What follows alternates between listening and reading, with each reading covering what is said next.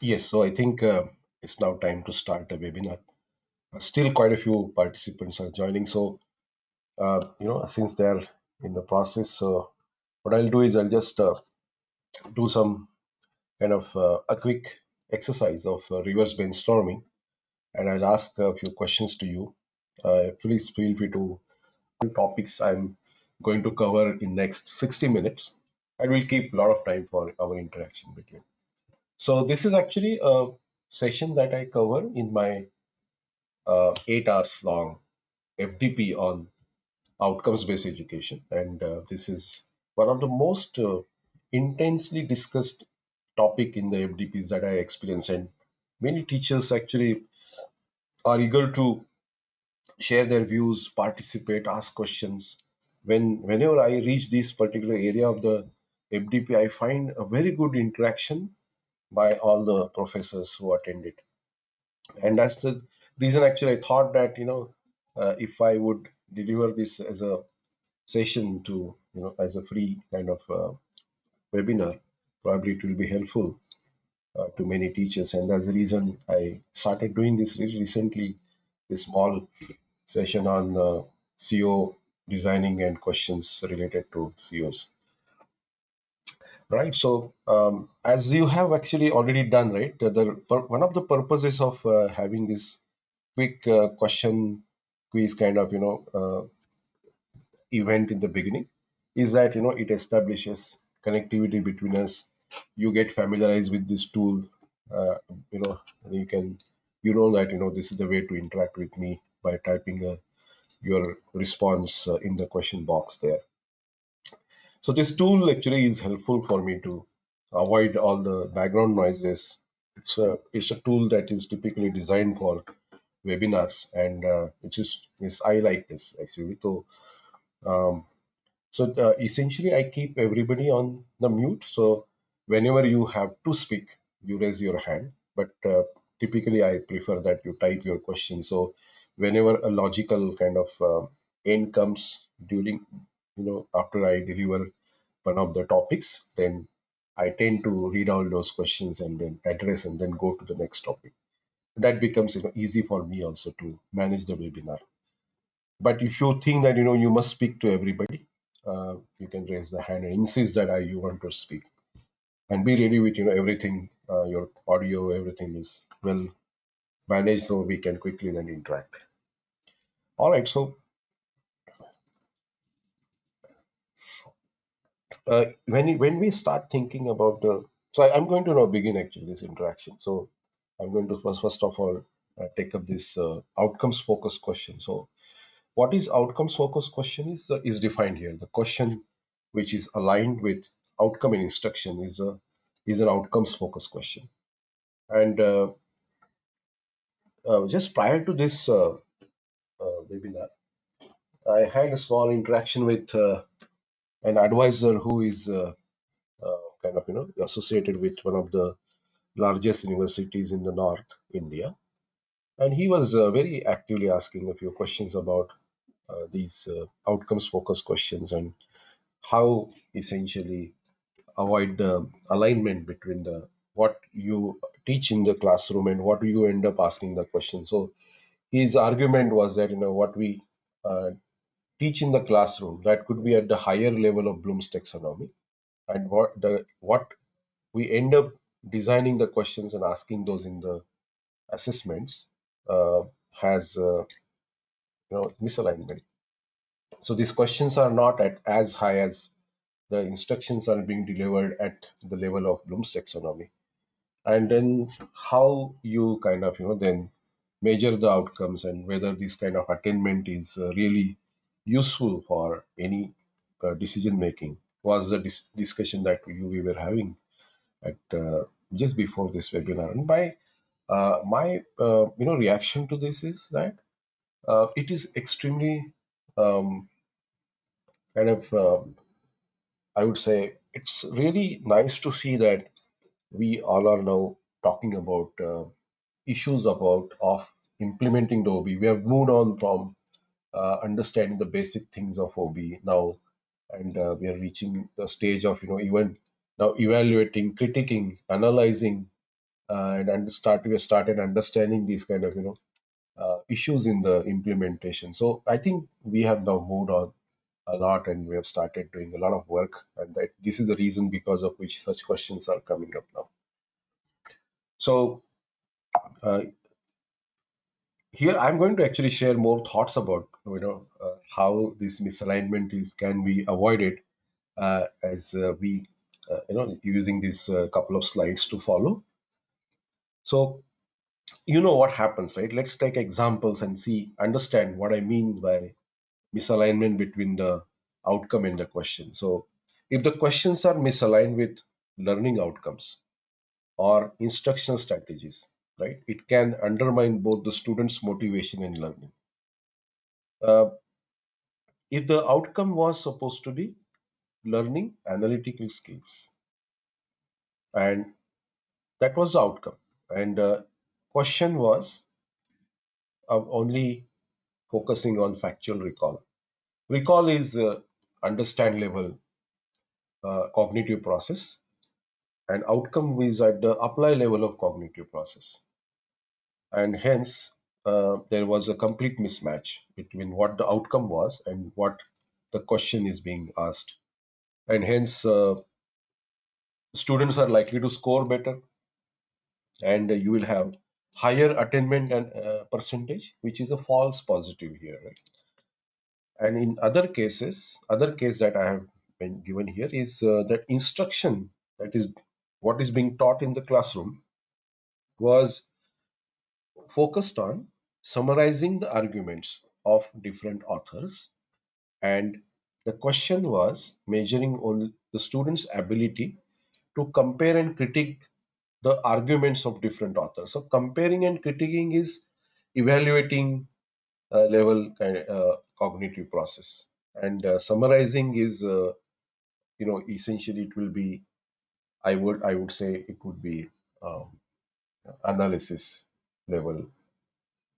Once you start, you are able to summarize various arguments of different authors. So you kind of reaching the level of analysis. And here the even a higher level of cognitive process was expected, and naturally more students are likely to fail here, and that is going to be false positive, sorry, false negative, and less number of students are likely to score here better than expected levels. So what are we trying to achieve then? And this is happening knowingly or unknowingly. Essentially, if we are unable to connect the the three dots, essentially the instructions, that is the way the teacher is teaching, the way the sessions are planned, broken down, the topics are covered, what kind of instruction methods are used, instruction tools are used, whether any assessment lab or practical or theoretical the kind of subjective or objective questions are drafted. This is all part of your instructions design, and that has to be mapped with the outcomes. Why you're teaching in the way teaching the way you're teaching is because you're trying to achieve certain outcomes, and whether these outcomes are being achieved by the students or not is assessed by asking the questions to which are mapped to this goal of evaluating, assessing whether the students are achieving those goals. So that is the alignment we were talking about. And if something is not ensured out of these three things, misalignment is easily possible. And this can happen knowingly or unknowingly. And this can happen for many courses, anytime, any day. So how to ensure that as many as sessions, as many as questions are aligned with the outcomes in initially, and how to ensure that, how to guarantee that, how to measure how many times we could do that and how many times we couldn't do that, and what so the whenever we could not do that, this alignment, then the data that is coming out of that should not be taken for the outcomes analysis. I mean, it can be looked kept aside. It is not taken for your overall computation. So how to identify that? So even if we are able to identify the data of attainment which is generated out of such misalignment. So we know that this is not a good data. Keep it aside. We know that this is a very good data. So let's take that for our outcomes analysis because this is useful for any decision making. So how can we do that? For that, you require obviously good techniques of outcomes based education. You require frameworks, right? If you have any other thoughts to share here, please go ahead. If you have any other ideas about how to avoid the misalignment between the instructions, outcomes, and assessment, please feel free to share your ideas.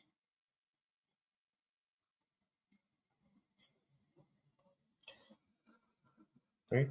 So there is, by the way, there is a question by Dr. Sanjeev. Is there any differentiation between the course objectives and the outcomes?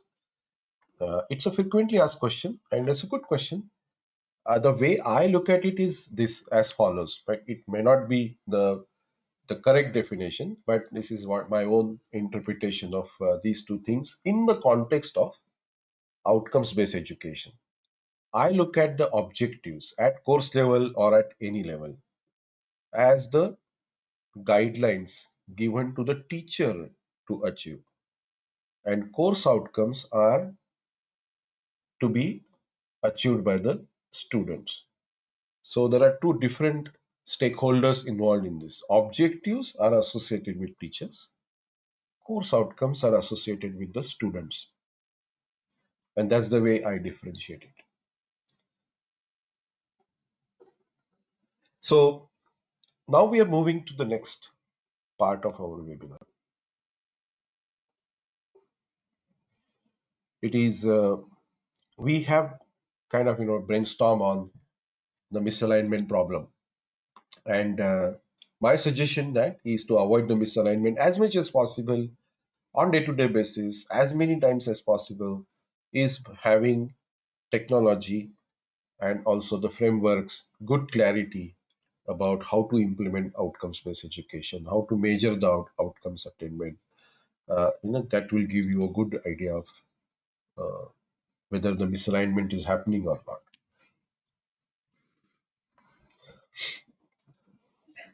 So now we will go to the topic of designing the course outcomes, and then we will once again take up the topic of course questions uh, related to outcomes analysis.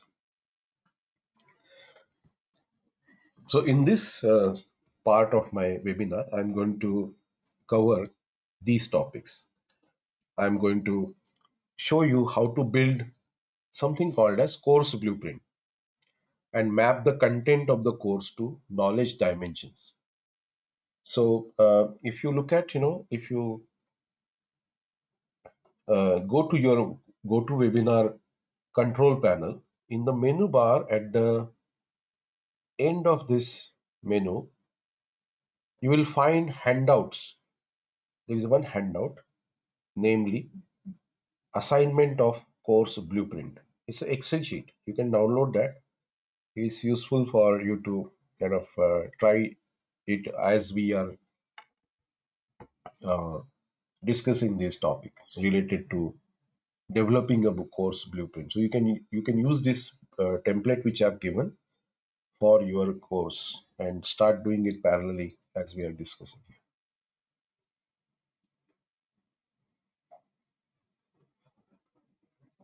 The second topic which I'm going to cover is identify desired cognitive levels for the learning of the content. So this is extremely important kind of fulcrum. It's a pivot in our discussion. This is a pivot between the learners and the teachers. Cognitive levels, how to define that, how to identify that what cognitive level is supposed to be achieved by the student. If this is not properly identified, then the misalignment between the instructions, outcomes, and assessment is always likely to happen. So, who should take care of this? Is it a teacher's responsibility? Is it a program head's responsibility, or board of studies responsibility, or the affiliating university's responsibility? I don't think that anyone has given this kind of clarity in any one of the accreditation manuals or any policies or any quality assurance manual. But this is one of the most important concept that has to be understood and implemented in any education process. That is identifying the desired cognitive levels for the learning of the content. It has to be a properly well documented process, and there has to be some owner of this process within the organization, and that person or the number in a team of who's supposed to decide this has to communicate this appropriately and clearly to everybody who is involved into day-to-day teaching, and also the ones who are involved into questions framing, designing, and those who are involved into uh, instructions designing. So these teams who are involved into instructions designing, questions designing, and those who are into outcomes analysis, they have to clearly understand how to decide what the right cognitive level is for the students if I am teaching a certain topic. And this is a kind of analysis that has to be done constantly. If the moment there is a change in the curriculum, syllabus, or whatever that you want to call it as, immediately it is uh, course blueprint has to be changed, aligned with the changes happening in your content. And this blueprint is going to give you the idea of desired cognitive levels. And then decide your assessment strategy to assess whether the learning has reached the desired cognitive level. So this is how your misalignment of instructions, outcomes, and assessment can be avoided. And that is what I am trying to achieve here as a continued process of our uh, implementation of OB. And then I will show you how this blueprint can give you automatically the design of the course outcomes. For the sake of kind of quick awareness and loading it into our memory, I'm going to cover this definition uh, of what is called as knowledge dimensions, how many knowledge dimensions are there, and what it means to us when we start thinking about teaching. There are four knowledge dimensions. The first one is the factual knowledge dimension. The easiest way to visualize this is that these are various dots that occur to the students or ourselves whenever we learn something new. We are unable to correlate two different dots, but a particular dot itself is understood well by us. It is meaningful. It is a kind of factual, and we know that it has got its own meaning purpose. But how it is connected with other such dot is yet not yet understood by us. So the conceptual understanding is not yet formed, and once the moment that happens, it is called as conceptual knowledge, because there are two multiple dots are connected by us. This connect is a concept, and that is understood by us now, and that is called as conceptual knowledge. So the categorizations, principles, generalizations, theories, models, structures is the example of the concept. So the course blueprint template which I have given to you is a model, right? And this model has to be used to implement the course blueprint for your course, and then at that time we reach the procedural level knowledge.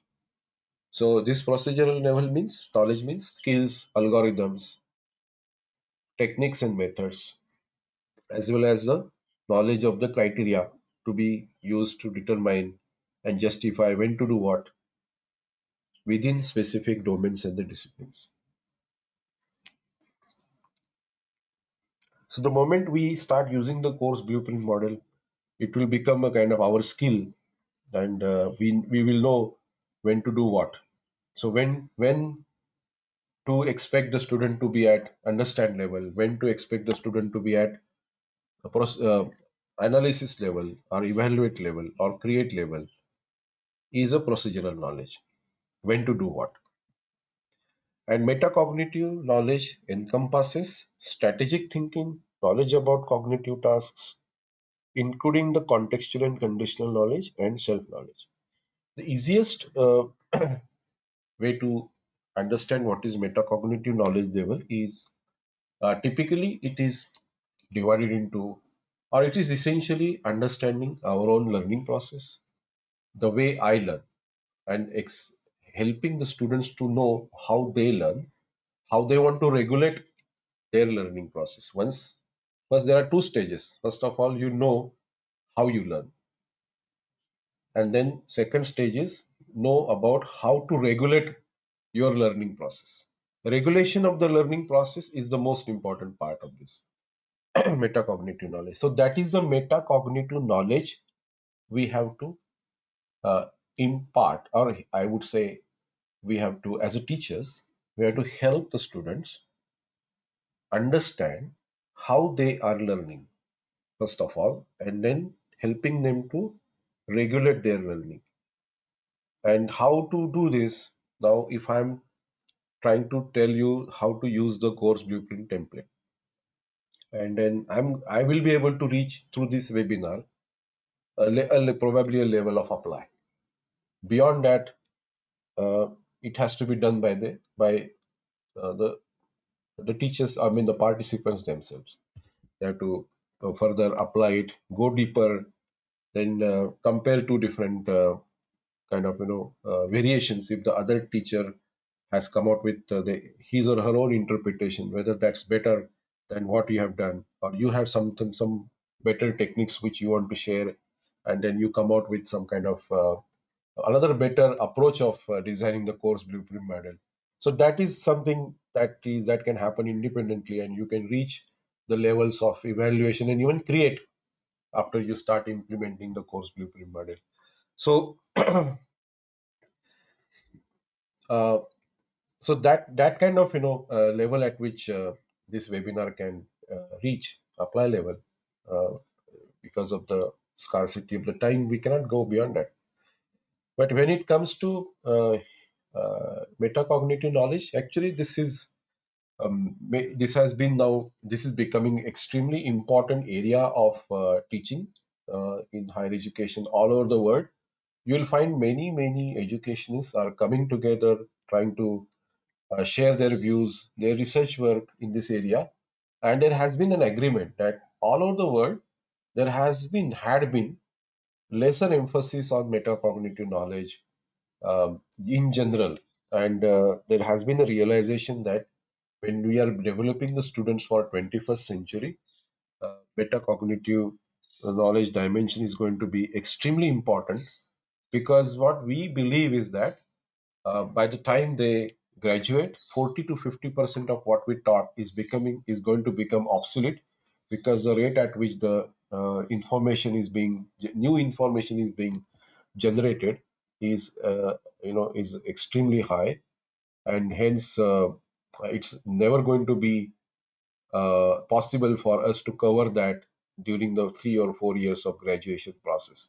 So it is better to help them regulate their knowledge process, the learning process. It is better to uh, do that, and then leave them to a process that they have to manage themselves of learning new things whenever they come across with anything new that they have to learn for their job profession, or generally for living a peaceful life, right? Unless and until now we know how the cyber crime happens, it is impossible for anyone to survive in the future, because everything is going to be digital, and there are more and more cyber crimes happening every day, and many new methods are always coming up. So that smartness of quickly knowing that this is not the regular one, this message has something fishy, that is the kind of awareness has to be created. And we can't continue to give them the examples of the today's kind of methods of cybercrime. They have to know various methods, and they have to keep coming knowing that, learning that all all the time, and that is the self-learning, lifelong learning abilities we have to teach them, and that is the reason metacognitive knowledge dimension is becoming extremely important in higher education to develop the 21st century students. So that is about the knowledge dimensions. Any comments so far? Let me see. Yeah, there have been some feedback about that, whether they have downloaded the great book. I'm sorry, this template which I've given. There is a question here, or the comment here. Give an example of course outcome, how to prepare. Actually, sir, this is not the topic of the webinar, and I can do it separately. We will get deviated from. I have very limited time in which I'm going to cover two topics: course outcomes designing and questions designing. So probably we will require some more some other interaction for this. Thank you. Pardon me for not taking up this question. So what I'm going to do now is introduce you to the process of course blueprint designing. Uh, so think about your course. The course has some logically defined boundaries of units, three, four, five, six, whatever. And these units uh, are a mix of subtopics. These subtopics may or may not be separable easily, right? And but still, you can easily identify this is a subtopic one, subtopic two, subtopic three. As we have done that, we have talked about misalignment. A topic is over.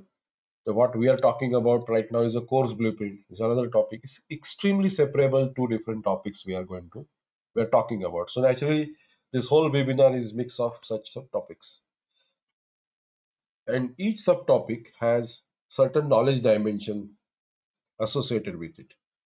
The earlier subtopic which I delivered has been a conceptual level subtopic.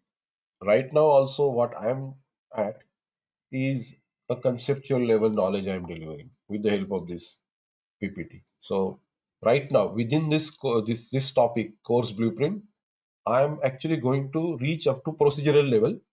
But initially, right now, I'm at the conceptual level. But some part of the this subtopic has some content which is subtopic which is related to procedural knowledge also. So this is how we are building it up, and just like this way you also can easily identify what is the knowledge level associated with the subtopics that you are delivering. It is pretty easy actually. So that is the first step in developing our course blueprint. This course blueprint is going to give you two outcomes. One is the questions mapped to your outcomes, and the second outcome is the course outcomes designing. So this exercise is extremely important for a teacher. Two outcomes are given: course outcomes and the questions. And hence it is going to help you in eliminating the misalignment between the instructions, outcomes, and the assessments. Right? It is one of the best methods to eliminate this gap easily. So knowledge dimensions, I've given you some kind of real life examples here, uh, and you can easily find out what exactly I'm trying to say. But I've already given you the real life example. What is happening with this FDP all right now, right? So I'm still at the conceptual level knowledge.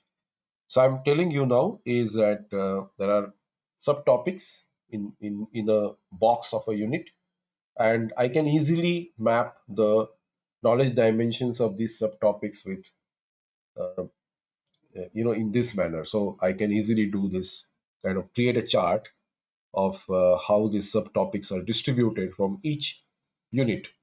This is how it will come out with, right?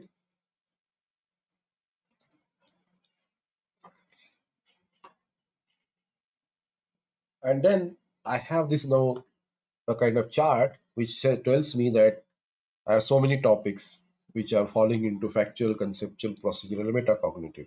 If I would transpose this chart, it will look like this.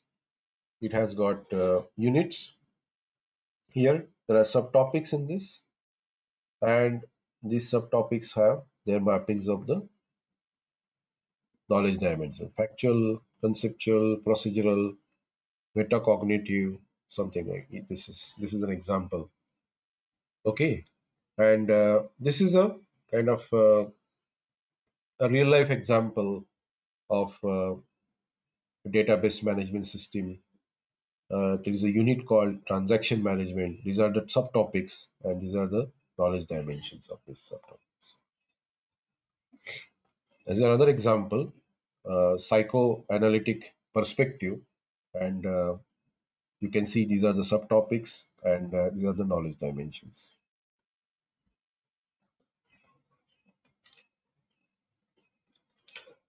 This is, by the way, shared by a professor who started using this course blueprint model. So once again, a reminder to all of you that please download the handout and start updating it in parallel to this discussion.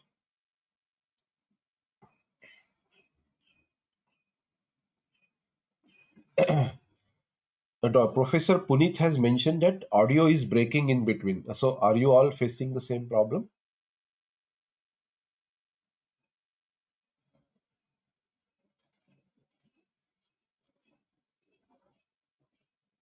Okay. Now there is, I have received tons of inputs here that everybody is able to uh, get the voice clearly, no problem. So Professor Puneet, please recheck your internet connection. Probably there is a problem. There's an interesting question by Professor Jimmy here. Can a case study without questions be an example of metacognitive? Actually, I'm not clear about your question. Can you please elaborate that? I'll take it later. There is a question by Dr. Lakshmi, where to download. So actually, this is there. If you go to your GoToWebinar control panel or menu bar, at the below, at the towards the end of the menu bar, you'll find a menu as hands out. Expand that, and you'll find a link to download an Excel sheet, namely assignment of course blueprint. Probably next time I will actually take a screenshot. That will be better. I'm just right away taking the screenshot. Then add this in my presentation so there is no confusion about it. I'm taking the screenshot now. Just give me a second. Thank you.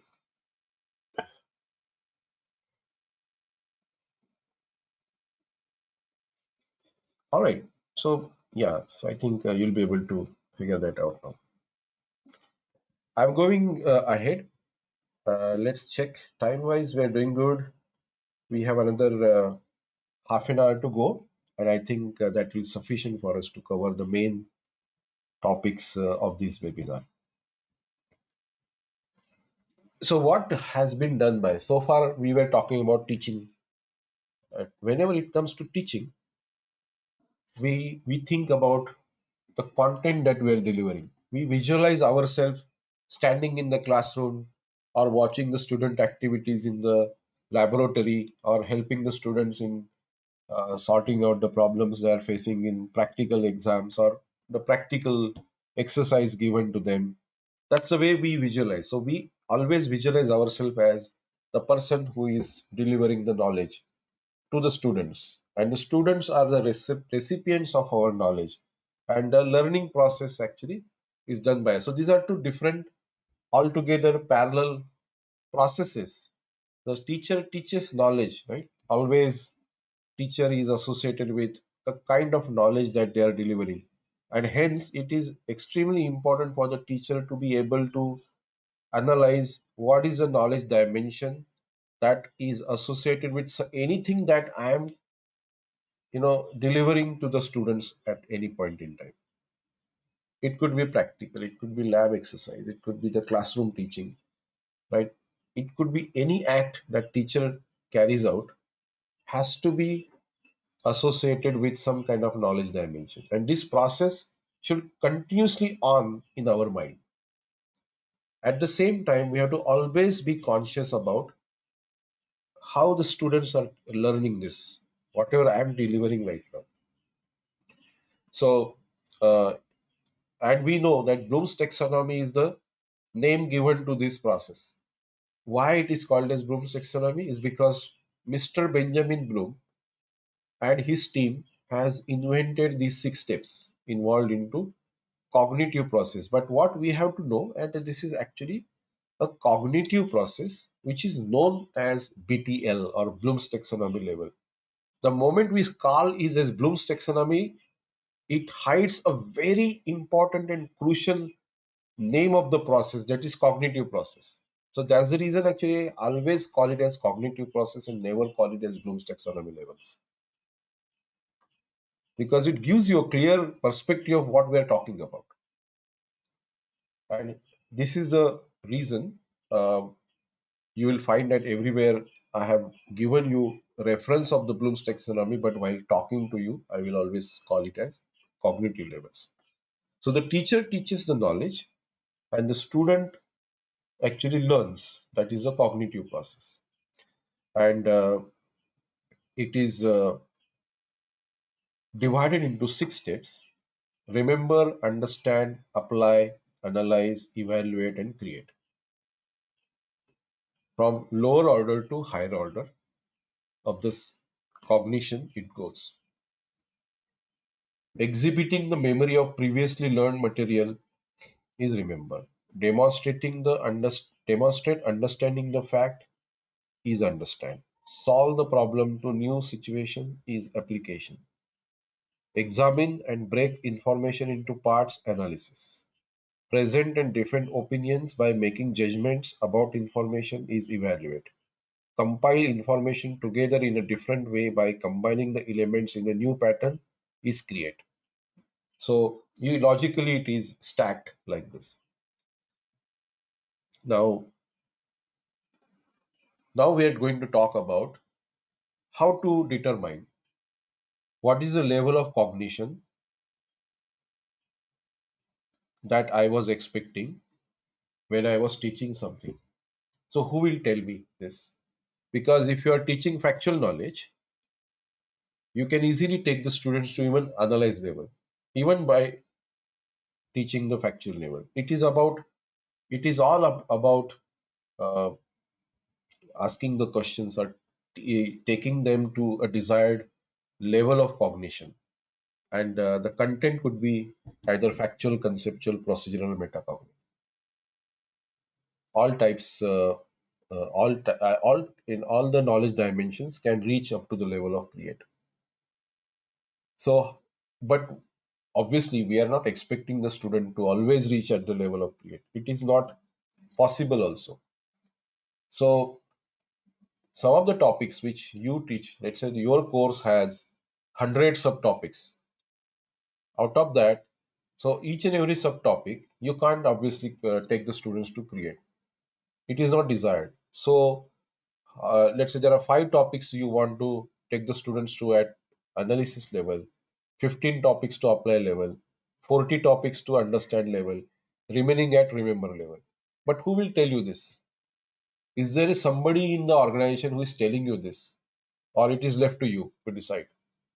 If it is left to you to decide, then there is a 100% chance of misalignment between the instructions assessment, because assessments are not never decided by you. It is decided by control of examination. So what's happening in the classroom, if it is left to you to decide, it is never going to be aligned with the assessments at all, and then outcomes based education can never be implemented correctly. So that is the reason when we have to first of all think about what is the level of cognition I want the students to be at, and based on that I have to draft the questions. So in this case, when some, because I somewhere it is written in my framework that I am supposed to deliver this factual knowledge, and I am supposed to assess the students to be at understand level. This is known to me, is given in the framework somewhere, and that is the reason when I am going to ask the question, I am going to ask the question to see whether the students have understood it. Likewise, when I enter the classroom, when I am thinking about how to now design my instructions, plan my lessons, I know that I am supposed to deliver this subtopic at understand level. So I will design my instructions accordingly. I will not design unnecessary lab exercise, or I will not unnecessarily design a kind of an event that has to happen outside of the classroom, because for this concept I am not expected to do that. So this is also one of the most important tools to avoid any misalignment between the instructions, outcomes, and assessment.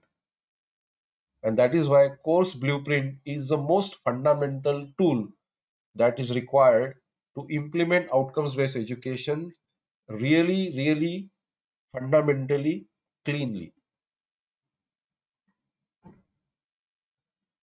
So someone in your organization has to tell you, as a teacher, if you are a dean, HOD, director, vice chancellor, registrar, you have a responsibility to think about it and define this role and the responsibility in the organization, and get this started, this kind of activity.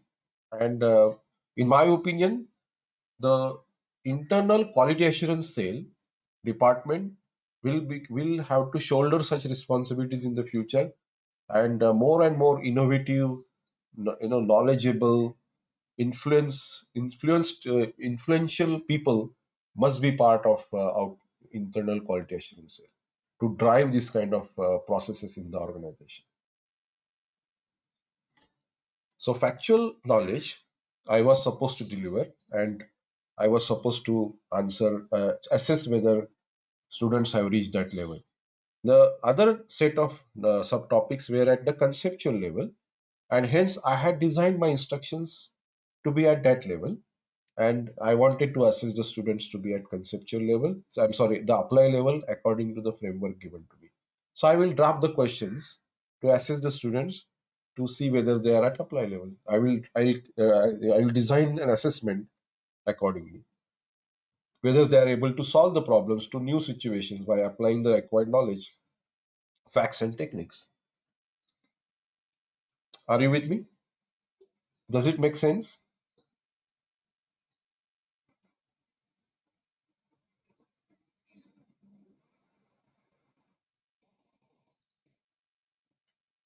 All right. Thank you for those responses.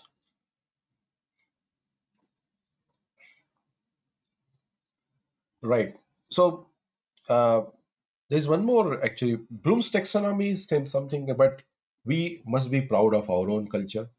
Uh, and we all are Indians, and India has its own kind of, ancient rishis have written these kind of scripts everywhere, and they also have thought about the cognitive process, right, which is here. And however, right now, what we believe, use in our higher education field, or even in secondary and primary scale level, the Bloom's taxonomy, that is called as essentially that is known as Bloom's taxonomy, but we are talking about cognitive process. So in the cognitive process of 6 steps, it is always said that we should take the students to the higher level of thinking skills. LOTS and HOTS is the kind of acronym used: lower order thinking skills and higher order thinking skills. Look at that, we are talking about thinking skills, lower order thinking skills. So, and we say that we should take the students to the higher order all the time. But my argument is that unless and until the remember level of the lower order thinking skill is strong, the transfer of that knowledge is not possible clearly. And hence, everything else will be weak if the remember level is weak, because the transfer of that knowledge is not possible unless and until a student is strong in remembering the things, recalling the things. And therefore, it is extremely important for us to have very small, informal MCQ type of tests, either homework or quick tests in 5 minutes in the classroom itself, to see whether knowledge retention is happening constantly. if you emphasize on this, you will automatically get better results in all other applications of the knowledge. That is transfer of the knowledge into various cognitive steps here.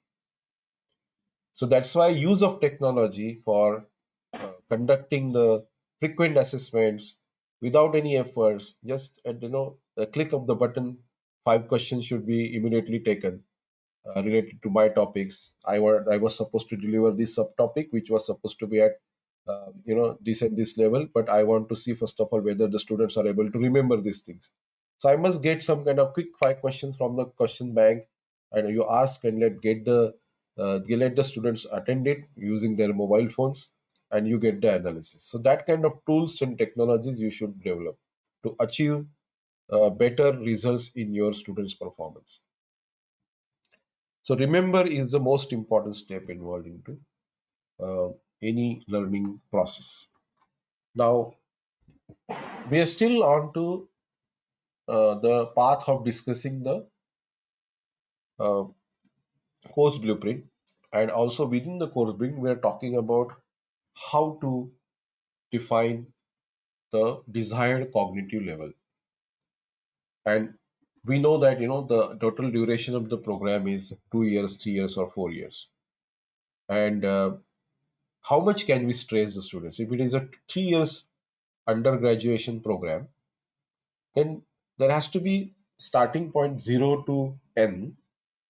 So you can't expect, let's say, beyond apply or analysis many times. The whole program is such that most of the subjects covered there are theoretical in the nature, right? There is no chance of any doing any kind of practical there, as this is what is being argued all the time. But there could be, in my opinion, quite a few possibilities of even doing the ground outside of the classroom work, even in the such programs. So taking any content to create level is possible, but that's the way the content, the curriculum has to be designed. In many professional education programs, it is believed that there are ample opportunities to take the students even to the create level. But we can't do that right from the beginning, right? So we have to expect them to move progressively towards the higher cognitive uh, kind of steps, and hence our expectation should be spread over a period of time of 2 to 3 years, 2, 3, and 4 years of graduation program, and from their basic foundational level to advanced level, we take them progressively, and accordingly we start interacting in introducing more complex subjects, more and more practicals and labs, and outside of the classroom kind of events are being planned, some kind of tech fest, hackathons, or competitions are planned to kind of expose the students to those kind of um, cognitive cognitive processes, and they get the exposure to achieve those the competence in the desired areas of their branches. So that is what we typically do. But essentially, although this is not this, the concept that I am going to introduce now is of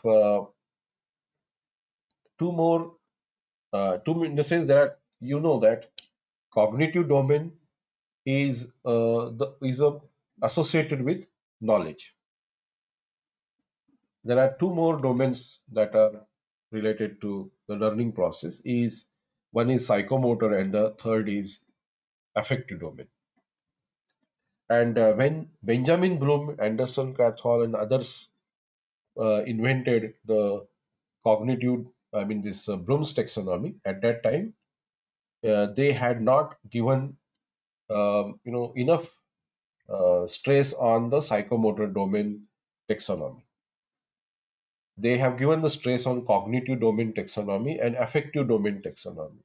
But maybe due to the lack of time, or the attention wasn't there on deriving the psychomotor domain taxonomy, this wasn't done by them. This is not my own hypothesis. This is written on, you will find this on Wikipedia or many other documents. And that is why many educators later on worked on deriving similar taxonomy for psychomotor domain, which I'm showing you here in my screen. And they also have come out with 5 to 6 steps like this, which begin at imitation, manipulation, precision, articulation, and naturalization. And this is the skill, this is the kind of competence, in degrees of competence, I would say, in performing a skill. And this is a hidden dimension there in apply onwards. These are the cognitive processes, right? Apply, analysis, evaluate, and create. In this area of cognition, these are the hidden steps there. So what if you start applying this course blueprint model? Uh, it is you will be able to struggle a little, maybe, right, initially, but as and when you would start using it more frequently, you will reach a level of precision. And then we say that, right, even if we wake this guy, uh, and then ask certain question, that person will tell immediately how to do it, right? That's उसको नींद से भी जगा दिया और पूछा तो वो बोल देगा कि क्या है. That's the way we kind of interpret somebody's supremacy, or extremely high competency of working on something. So that is naturalization. That's the highest level of competence that we believe somebody achieves. So this is how this is kind of awareness of these degrees of competence must be there when we are designing the assessments. So what is the level of assessment? Are we we're expecting the student to be at apply level? That is fine. But apply plus precision or apply plus manipulation, where are we expecting the student to be at? That also must be understood, and accordingly the questions must be designed or the activity must be designed. Now, while this is being said, my argument is that affective domain is all over there, right from the day one of the. You don't have to actually separately design any curriculum for affective domain, which goes from receiving, responding, valuing, organizing, and internalizing. Receiving and responding, I can give you quickly the examples now. You all are receiving the delivery of my thoughts through this webinar. I receive the knowledge and feedback from you through your questions and the comments and the critique that I receive. So this is a kind of two-way process. I have to know how you would understand these concepts, and accordingly I deliver my webinar. The pace, tone, slides, everything is the part of the thought process that I have developed to deliver this webinar. Is a part of my instructions design. That helps better receiving. That helps whether it is better receiving or not, whether it is whether the participants are able to respond. Is the tool kind of allows them to do this easily? So this is a tool involved here, but the thought has to be there that, oh, how will my students respond, right? And are there any kind of questions that I'm asking, checking whether students are able to respond? So here, my assessment of the students is not about whether or not they correctly respond. Here, what I am evaluating is whether they responded. Whether it's wrong and right, that's not my concern. Are they responding? Is good enough for me. And that is the affective domain part. So because more and more students are responding, it means that I am preparing them, I'm delivering some kind of affective domain related knowledge to them, which is nothing but metacognitive knowledge. So what kind of activities, what kind of questions I should ask, how the question should be framed, is the technique to be adopted by the higher education institutions here onwards to be make the students ready for the innovation age, which is likely to occur 5 to 10 years from now, as per the futurists and the education researchers, they believe that after 5 to 10 years, something called as innovation age is going to occur, and the students who are going to be working, taking jobs, building their careers at that time will have to be good in four C's, that is communication, critical thinking, collaboration, and creativity, essentially. And these four C's become important for that, and also by lifelong learning. And to become a lifelong learner, obviously, they have to have good metacognitive knowledge of how to regulate their process of learning. So, understanding their own process of learning and regulating it is the skill that they have to have, and hence they have to prepare them for that kind of self-assessment to become the life learner, because they must know what they don't know. So that is the ubiquitous, all over there. This is hidden there, everywhere there, kind of affective domain that we must, appreciate and understand, and take the. We have to make use of our ability to help the student regulate their learning process. So you will find tons of such documents or charts created here by various education researchers. And one of such chart I have taken from Dr. Dave's psychomotor domain. And here you will find that the behavior expectation, example of activities that you should kind of design, and then what kind of action verbs you should use. Now, obviously, this demonstrate and the demonstrate verb used in cognitive process has different meaning associated with it, and that has to be understood by us, and accordingly the questions should be designed. Okay, and so these are, you can easily find these charts all over there. So one of the things that we earlier talked was setting our expectations from the such a way that the students achieve their cognitive levels from lower to higher progressively. And hence, whenever we teach the factual conceptual knowledge, the kind of keywords that we use will have to be um, somewhere at remember, understand, more inclination to or gravitation could be at remember, understand, apply, and later on it could be analyze, evaluate, create. When we take them through the procedural knowledge, I should use these another taxonomy here and not this taxonomy: imitation, manipulation, precision, articulation. So understand plus imitation, or understand plus manipulation, apply plus apply plus manipulation, apply plus precision, apply plus articulation. And that's the kind of association I will have to uh, create here, and then based on that these keywords I have to select. And when it comes to metacognitive knowledge, this again, attend, take part in, respond, react, debate, justify, organize, adhere, internalize, or influence.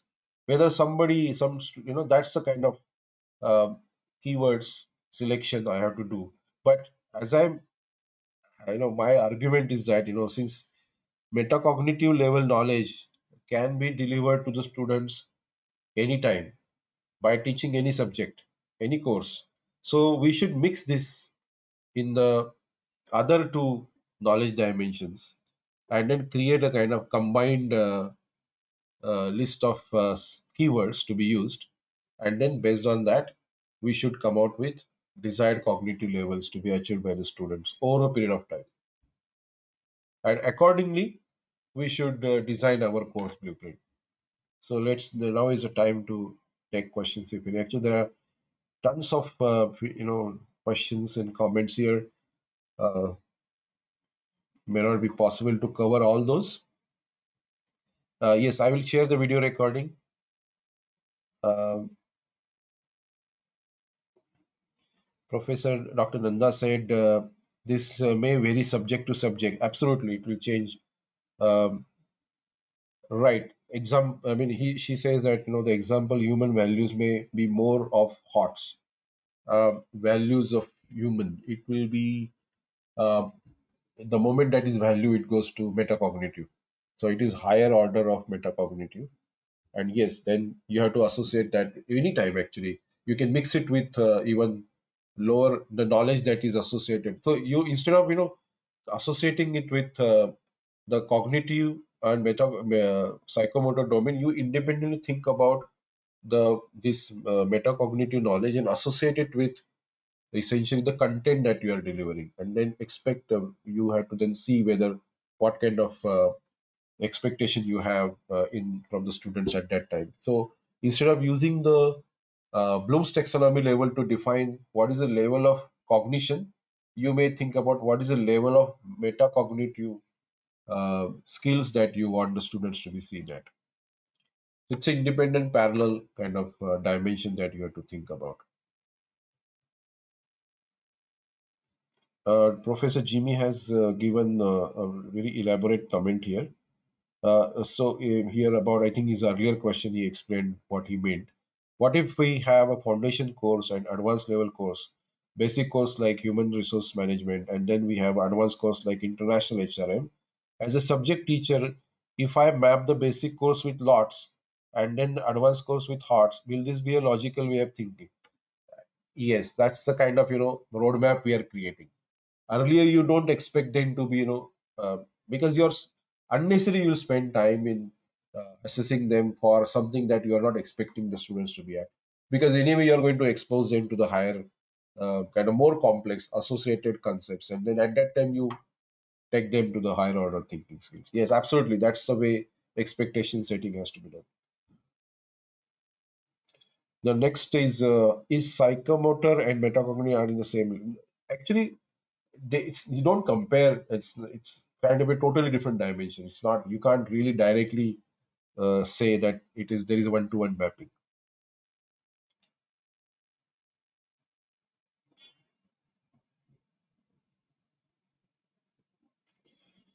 There are a couple of questions related to NCRT related approach. I'm not familiar with that, so I can't comment it about it. Dr. Shabnam has asked, please provide examples of these verbs in the questions. Actually, that's precisely the exercise I have given and that template will give you the idea of how to use these action verbs for designing the questions. Yeah, recording I'm going to share. Yes, absolutely. So there is a question by Professor Mangesh Bhopre. What about the internships and projects? Actually, internships and projects are psychomotor related projects. You haven't uh, you want you are delivering the psychomotor domain knowledge, and I'm sorry, not psychomotor domain. Sorry, essentially you are teaching them procedural knowledge, and you want the students to be at higher degree of competence there. So think about the psychomotor domain degree of competence, and you think about this procedural knowledge that you are delivering through the internships. And in fact, internships are also associated with metacognitive knowledge, because they will get shocked to see the kind of gap in the knowledge that they have, and what is actually being used in the real world application. So this realization of this gap is the achievement that you want your students to be. You are not penalizing the student for not being able to do the internship correctly. You received the feedback from the employer that this student did not perform anything. He was kind of absent and did not come regularly on time. We did not get any information. All this feedback is extremely important. We are not going to penalize the student for behaving like that. We have to just give them this is what is the observation, and uh, some things the student will know on herself, himself, or something that we have to explain the student in different polite ways. And that is the way to build uh, a person who carries now the information about what has to be done by differently to be able to uh, place in the corporate world. And that is metacognitive knowledge that we help the students to uh, understand. So, knowing, I mean, self analysis is the process of regulation of knowledge, and that we are trying to build here. So, we should associate all these activities clearly with various goals that we want to achieve, and that is why designing of the course outcomes is extremely important process, because it gives you a totally different dimension to look at the way you are looking at the internships, what you are trying to tell the students through an internship or through a project. It is much more beyond just the application of the knowledge that they learn. They are also coming together, so then they know, uh, are they able to work together with others? Are they able to communicate with others? Are they able to collaborate with others? And this is exactly what is we are trying to achieve. And we have to ourselves first of all identify these outcomes that we are associated also with a project, and then measure that separately.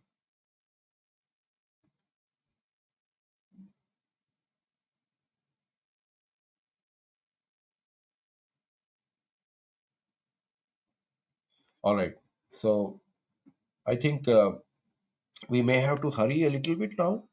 Um, and that's the reason actually, but we actually we have to discuss many things clearly. Otherwise, unnecessary just going ahead is not possible. Whatever we learn out of this. What is left out is left out. We can't help out, but whatever is learned has to be clear. That's why what my goal is. So here, what I'm now going to take a step is towards explaining how to now develop the course blueprint model using this information that is already available on the internet. So there are 6 cognitive steps. Remember is the first category. It is further called as category. So we have, being a teachers, we must know this terminology and the meaning and definitions of all these things, right? Category is remember, retrieve relevant knowledge from long-term memory.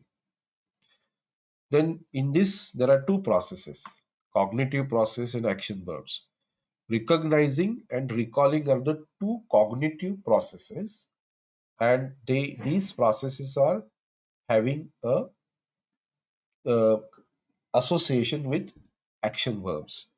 They are the suggestions given by the researchers, and they are the assessment formats. So there is a suggestion that, okay, if you are thinking of students to assess at the remember level, then what cognitive process you want to use, either recognize or recall. Based on that, you design your questions. True or false, multiple choice are good for you to assist the students at recognizing something. If you want the students to recall something, the questions vary depending upon the context of providing the hints and being placed within the larger context. And you can use locate, retrieve, list, name, reproduce, state, describe, cite, recite, define, quote. These are the kind of keywords you should use. So this is the example that is given there. Likewise, there are other categories of the cognitive process we are going to look at. Now, I am going to now start building the course blueprint model. So we had completed it to the level of identifying the knowledge dimension in the earlier stages. Now we were discussing desired category of the cognition. For that, we took almost like 30 minutes in discussing how to arrive at desired cognitive category. So here I wanted this subtopic to be, which was at factual level. I want the student to be at remember level. Then out of these two sub processes, where I want the student to be at recall level. And naturally, then action verbs I have to choose. I have chosen define. I am keeping the things at a very simple basic level. It doesn't mean that there has to be only one cognitive process here, or it doesn't mean that has to be only one action verb here. If you want this factual knowledge, this topic which is related to factual knowledge, you want it to be at a desired cognitive category is remember, that's fine. But you want to use both the processes, recognizing also, and you want to use multiple action verbs here. Nobody is stopping you to do that. You can always do that, obviously, because you have to design multiple questions here. But there is a alignment between what? Instructions, assessments, and the desired category of the cognition, that is basically is going to give you the outcome where I want the student to be at, right? So that is the thought that comes first. So the question to you is, what comes first? Whether it's a thought of assessment comes first, or whether the thought of outcomes designing comes first. What should be the first priority in our thinking process?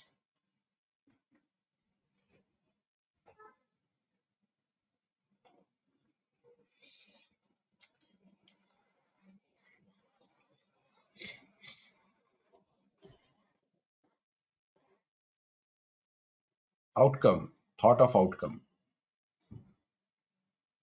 Outcomes come first. Okay. Okay. I'm going to uh, contradict with you, and this is something that I uh, always tell. Obviously, there is a choice of disagreement with this, uh, but I have a strong argument that the thought of assessment has to come first.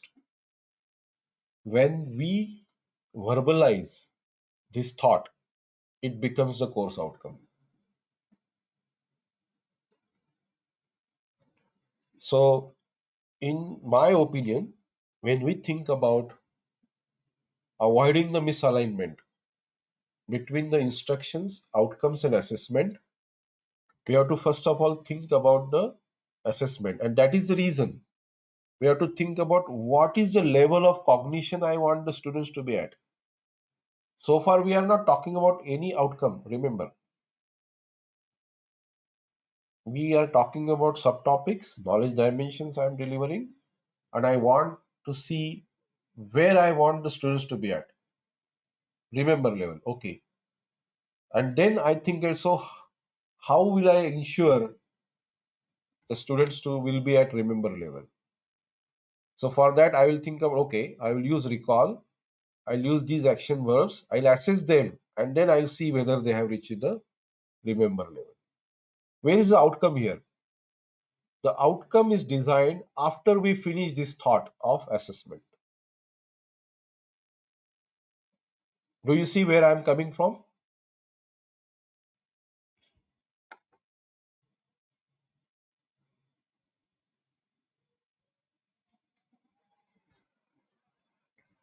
Outcome is just a verbalization of our thought about how am I going to assess the students.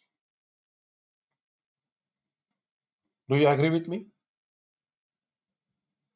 Or take some time, in fact, to agree or disagree with me.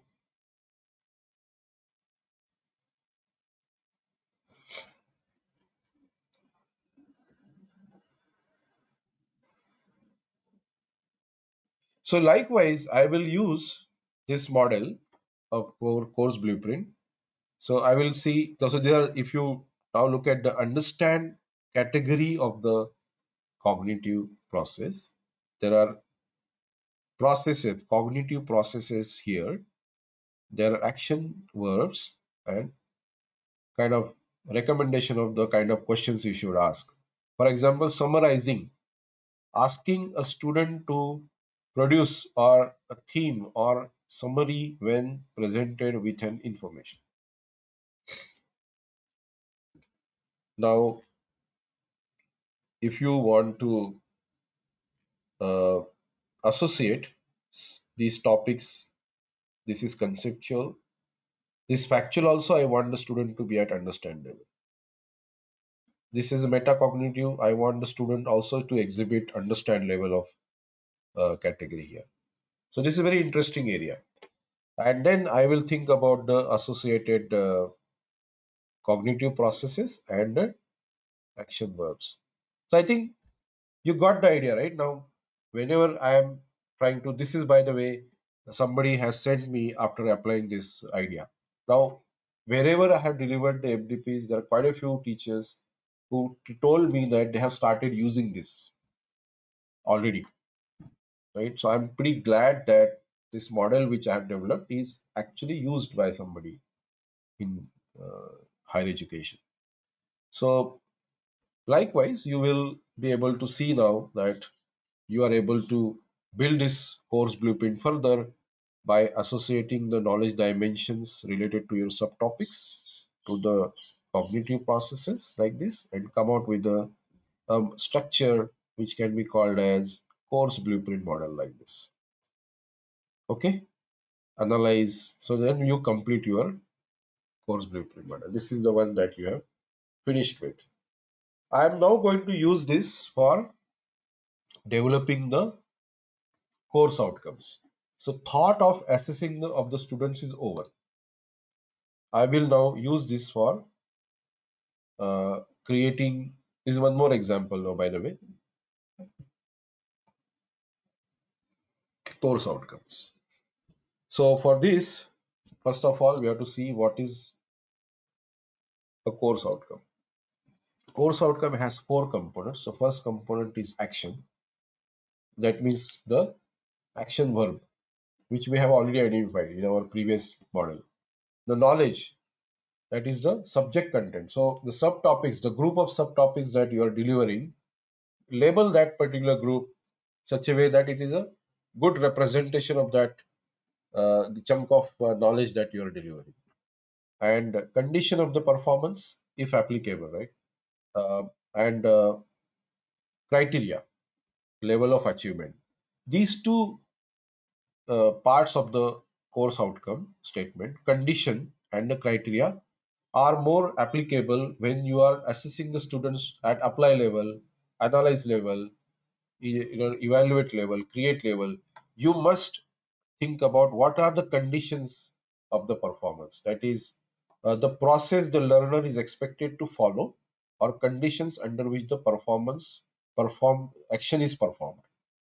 And this part represents that the acceptability levels of the actions, right, has to be defined properly. That you compare your outcome with some international scale that is defined by somewhere, and then you come out with your own assessment. If your results are away from what the international scale says, or the agreed norm, or some specification like ISI or DIN standard or some Japanese standard says, then why you are deviated little bit? What is the reason behind that? If you are able to convince me or come out with some reasoning, that means that you are able to analyze or evaluate where you went wrong, or next time when if you could do the same experiment, will you be able to be closer, or are you able to compare what other group of the students who did the same exercise, they actually are closer? So can you evaluate why they were closer? What was the difference between your process and their process, the steps followed by them? If you are able to come out with your analysis, that means you are able to reach the evaluate level. So when you are expecting the students to be at higher degree or competence or higher order thinking skills, then you must make your course outcome statement very strong, reflective of what you want students to achieve.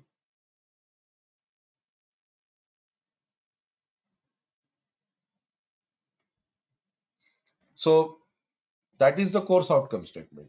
That comes later, after we think about how am I going to assess the students, where they have achieved my desired level of cognition. At that time, once I am done with that part of the process, then I will come out with the course outcome statement to verbalize what I think is to be done by the students. So to make that happen, I will now remove the unwanted, or already the purpose is over of these three categories. So I'll remove that. I'll take these action verbs to the right now, left now, and then add three more columns to cover the course outcome designing activity. and then I will design the course outcomes. It becomes extremely easy, clear process of designing the course outcomes, and that helps you to eliminate the misalignment between the instructions, outcomes, and the assessments easily if you follow the course outcome. I'm sorry, course blueprint model. So this is the example of various course outcomes which are designed with appropriate techniques here, and finally you will come out with a model like this. So I'll now stop here. Let me conclude today's webinar. I think I have delivered very important part of my webinar which I wanted to deliver to you, and I'm done with that. So let us not spend time in something that is little less important at this point in time. So purpose probably of the webinar is now taken care of. So I would like to conclude it here. It's 1.5 hours now, so I think it's more spending more time probably will be not fruitful. So I highly appreciate everybody who attended it. I also told you initially that there are many faculty members from Saudi Arabia, Ethiopia, and also from UAE attended today's webinar. I am extremely kind of thankful to all of you, and I am also I would request you to also tell your the colleagues and others in your groups who are into field of higher education to attend this program whenever I would conduct in the future. Thank you very much, and I'll see you hopefully in the next webinar also. Thanks a lot. Bye bye. Thanks very much for your kind words about the presentation.